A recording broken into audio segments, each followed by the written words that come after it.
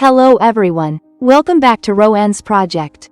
Today, we will recap the futuristic sci-fi movie, Passengers. Starring Jennifer Lawrence and Chris Pratt, this movie is a visually stunning film that explores themes of love, morality, and the human need for connection, set against the backdrop of a long and perilous journey through space. In the distant future, humanity has ventured into space colonization, and the starship Avalon is on a 120-year journey to a distant planet, Homestead 2. The ship carries over 5,000 passengers and crew members, all in hibernation pods, peacefully asleep for the long journey. But things take a drastic turn when a malfunction occurs. Jim Preston, a mechanical engineer, unexpectedly wakes up from his hibernation pod 90 years too early. Alone on the vast ship, he soon realizes that something has gone wrong. The ship's systems inform him that there are still 90 years left until they reach their destination, and all other passengers are still in hibernation. Panic sets in as he struggles to accept his fate of living the rest of his life alone in the cold, empty expanse of space. At first, Jim tries everything to figure out a way to go back into hibernation, but nothing works. He sends a message to Earth, but it will take decades for any response. Slowly, the isolation starts to take its toll on him. He spends his days wandering the ship, indulging in the luxuries it offers, and befriending Arthur, a robotic bartender. Yet, nothing can fill the void of loneliness that grows inside him. After a year of solitude, Jim stumbles upon Aurora Lane, a beautiful writer in one of the hibernation pods. Desperation and loneliness drive him to an ethical dilemma. Should he wake her up and doom her to the same fate? After much internal conflict, Jim ultimately gives in to his desires and manually wakes Aurora, pretending it was a malfunction like his own. Aurora, initially bewildered, believes Jim's story that her hibernation pod malfunctioned.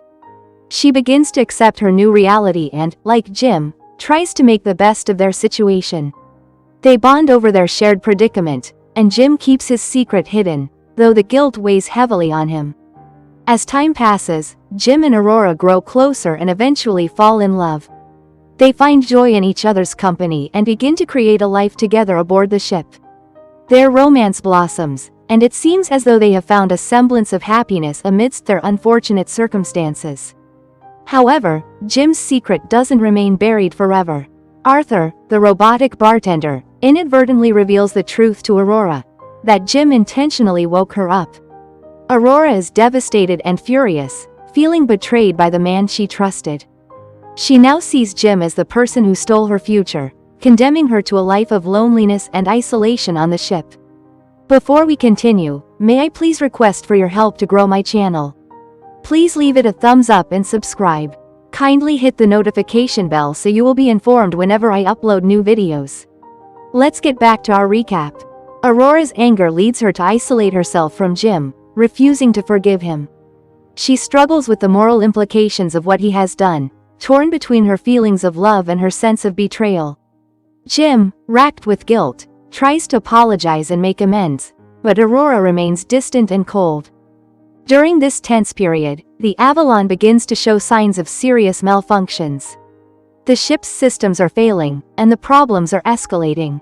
In the midst of their struggle, Gus Mancuso, a crew member, unexpectedly wakes up from his pod. Unlike Jim and Aurora, Gus's pod malfunction is severe, and he's suffering from significant health issues. He quickly realizes the gravity of the situation and assists them in troubleshooting the ship's systems.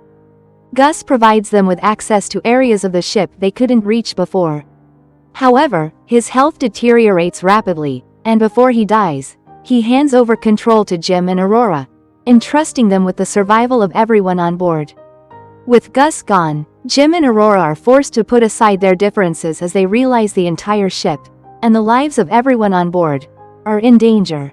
They make their way to the fusion reactor, where they discover the source of the problem, a damaged vent that's causing the reactor to overheat. The only way to fix it is for one of them to manually vent the reactor from outside the ship. Jim decides to take the risk, knowing it could cost him his life.